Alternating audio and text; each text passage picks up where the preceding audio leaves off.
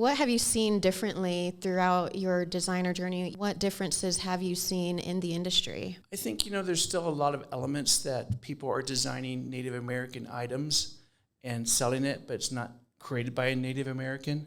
And that's very bothersome to me that they're getting it from India, they're getting it from Vietnam, they're getting it outside the country in Mexico, but it's not being created by Native Americans. We need to tell our story.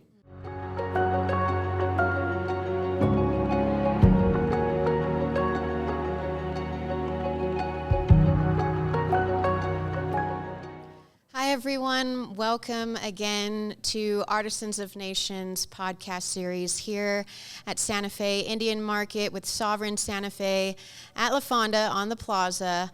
And we are so honored to have our next guest with us as a part of our series.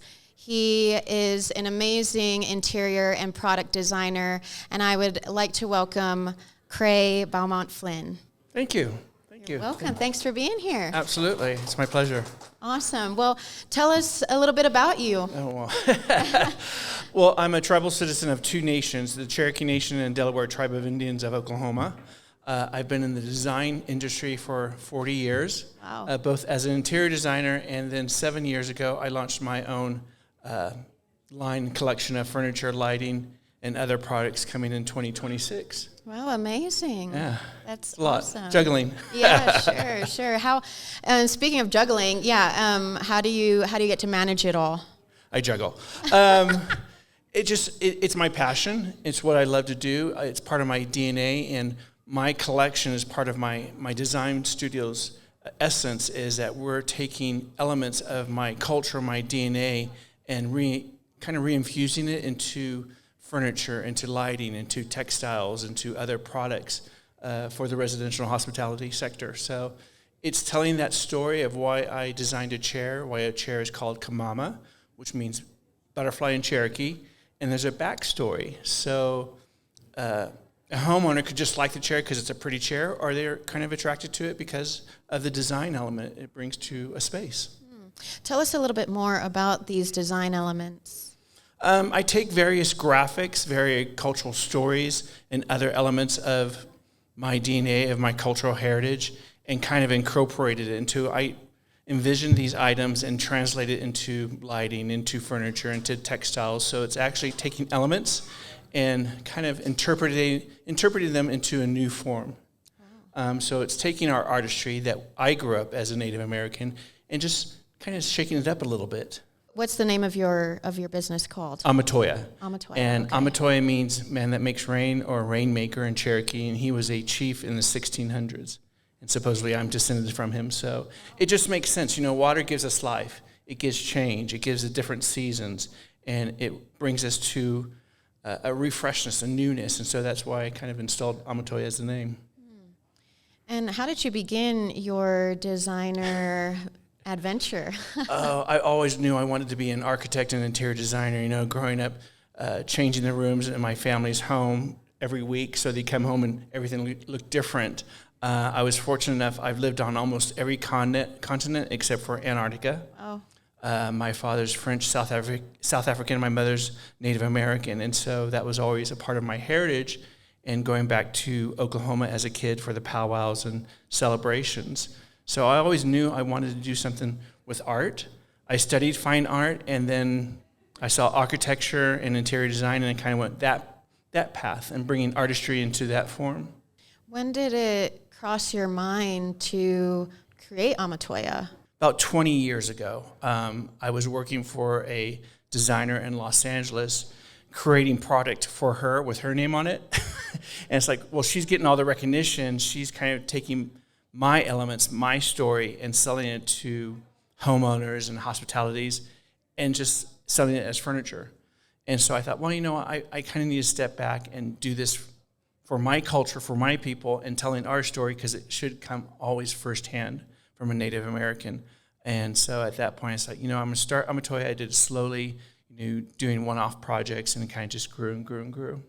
What have you seen differently throughout your designer journey, even 20 years ago with this woman, and then now, what differences have you seen in the industry? There's still a lot of elements that people are designing Native American items and selling it, but it's not created by a Native American. And that's very bothersome to me that they're getting it from India, they're getting it from Vietnam, they're getting it outside the country in Mexico, but it's not being created by Native Americans. We need to tell our story. Our story continues to evolve. We continue to grow as a people. Just because at first contact doesn't mean our story ended. So continuing that story, that's why furniture is part of our everyday life now, and telling those stories, but also taking bits and pieces of the Native American artistry that I grew up and reinterpret it into a new form. Can you share with our audience a specific story? Well, I mentioned real briefly Kamama, and Kamama means butterfly in Cherokee. A few years ago, 3 years ago, in fact, my mother passed away. Sorry. And I was in the prairies, tall grass prairie in Oklahoma. I live in Tulsa. And she used to love going there when she came to visit me. And it was just the right season that there was a tremendous amount of buffaloes. And she loved buffaloes, as most Native Americans do. And I got out of my car and just stood there, and they'd walk around me. And usually buffaloes are very territorial. They will charge you. You don't want to pet them. And I just stood at the hood of my car, and they kind of just went around me. And it's like, my mom's here. Wow. No, you're going to give me Barbara Walters or Oprah Winfrey. And just, I knew my mother was around. And the other element is she liked dragonflies. And they were coming around at the same time. I'm like, I feel her. I know she's here. So I started looking at the buffalo and just the beauty. They're massive animals, but they have such a beauty to them and a softness, and they're very elegant. Even when they're charging, they're very elegant. So I created a bench called Unasi, which means buffalo in Cherokee, and it's elegant. It has a soft form to it. You see the curvature of the buffalo because they're very skinny in the backside, and they're very big in the front side. And so that kind of how I reincorporated their form into a piece of furniture. What are the materials that you use? I like incorporating various materialities in pieces. If it's a wood piece, I'll put it in brass or some other type of item. I do lighting, and it has wood, it has metal, obviously glass. So I like to incorporate natural elements as much as I can. American walnut is always my go-to. Nice. And I like brass. I think brass has a unique quality to it, especially if it's brushed brass or oil bronze brass. I like that contraction it has with wood, with various wood types. I like cerused oak because you can see the curvature in the grains and how they really pop out. So I try to incorporate more than just one item that, if it's a furniture piece, it has an element of wood and metal of some sort and so on and so forth. And you mentioned that your products are hospitality products? I have a hospitality line. Okay. I have a residential line that's to the general public through the licensing agreements I have. So they will be launched next spring at various retail stores and also on the wholesale side for designers. And then there's a hospitality side that I've kind of reincorporated some of those pieces into the hospitality sector because there's so a prevalence of various Native Americans have casino and hotels now. And if you walk in one, you could walk in another, and it almost looks the same. They're not telling their story of who they are. It could be Muskogee Creeks, it could be the Cherokees, it could be some of the Southwest tribes that have their facilities, and they start looking one like the other. It could be a Marriott. You had no idea that you walked into a Muskogee Creek property. So I want to help them tell their story in a small matter, but design a piece for them that speaks to who they are as a people. Right. And what's your favorite part about the design process? The creation of it, where it comes from my mind and just the experiences I have and how I'm inspired and motivated. It's through everyday life. It's in living in Oklahoma. It's through my family, my friends, my culture. It's going to a powwow. It could be seeing something minute that just kind of draws my attention, and I kind of overexpand it and overdevelop it into something that really resonates to what the story is that I want to tell, and being truthful to that story and what it means to Native American culture, not just Delaware or Cherokee, but it could be Mohawk, it could be Iroquois, it could be, any tribe, but what those items represent and being truthful to that story. What challenges as an artist have you overcome throughout your journey? Making sure I'm relative and that I'm very conscious of the pieces I'm designing, that I'm not overstepping the bounds of doing something that's sacred or ceremonial. So I talk to people if I'm designing something. It's like, okay, I've been to Montana and I've been with Creek people and Cree and Sioux, and making sure of what I'm envisioning is being respectful. That's the hardest part, because it comes like a hamster cage in my mind. It's always twirling. So it's just, if I think of something, I want to make sure that I'm being respectful and mindful. If it's something that's based off the Sioux or the Hopis or Navajos, that I'm being respectful and I'm doing my due diligence.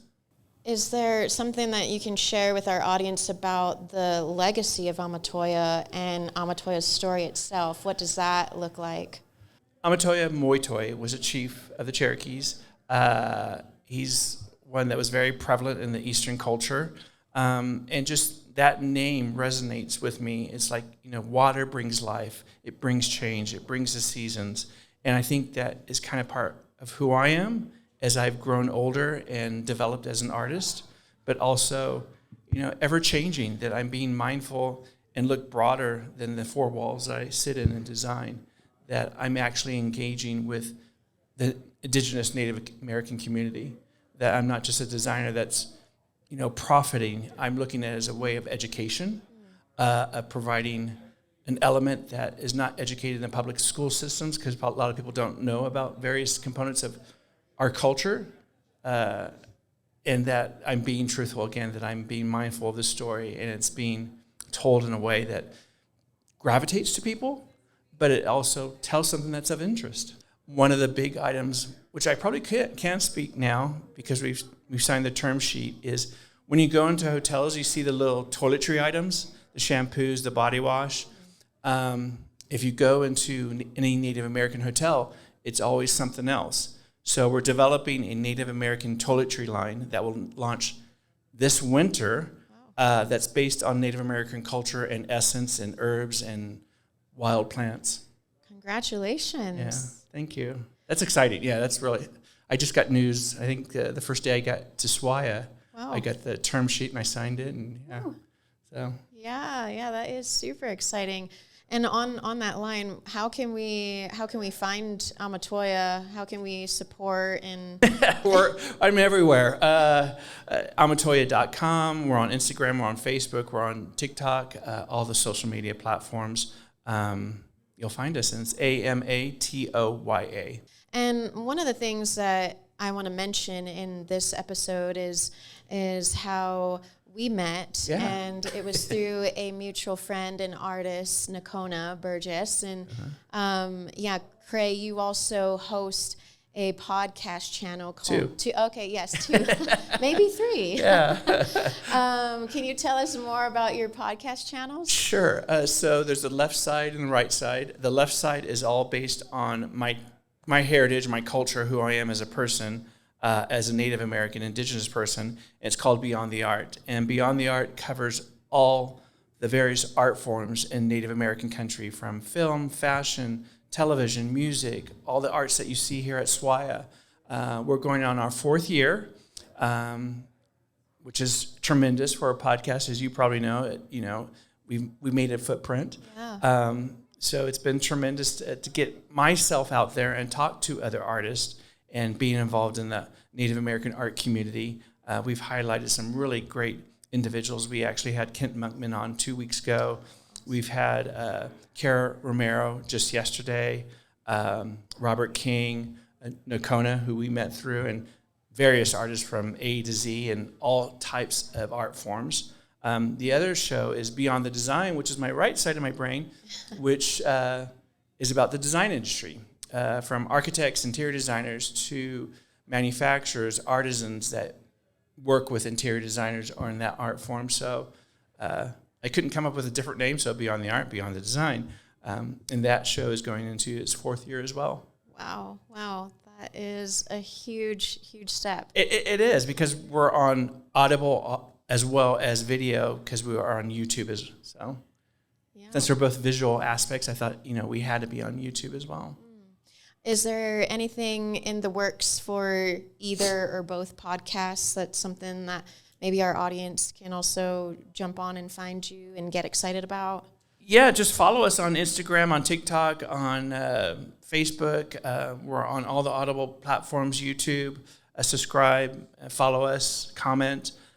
Also, all the artisans that are out there, our designers are out there that, our show is about giving them a platform, a voice, and highlighting their artistic, creative endeavors. So we'd like the community to participate.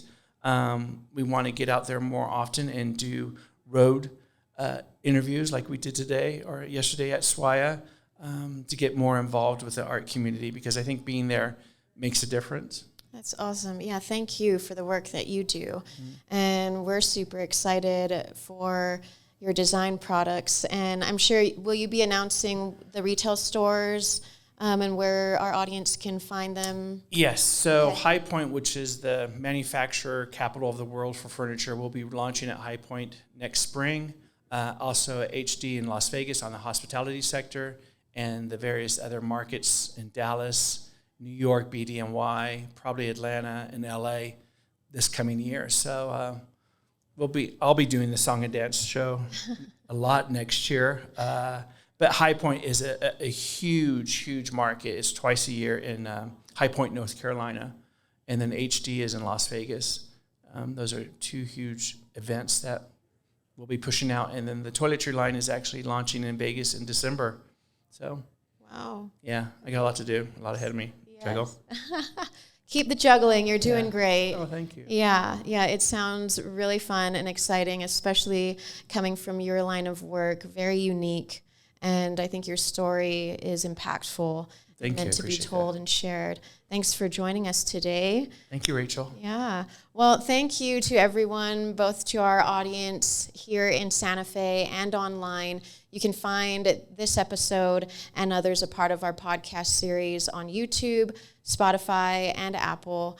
And we are so grateful for our community, sponsors, and partners. Thank you to Cray for being here and sharing your time. We look forward to seeing you again. Take care and blessings. Thank you again for joining us here at Santa Fe Indian Market with Sovereign for Artisans of Nations podcast series. We're so grateful and honored to have each of our guests with us for 2 days. It's been an amazing lineup.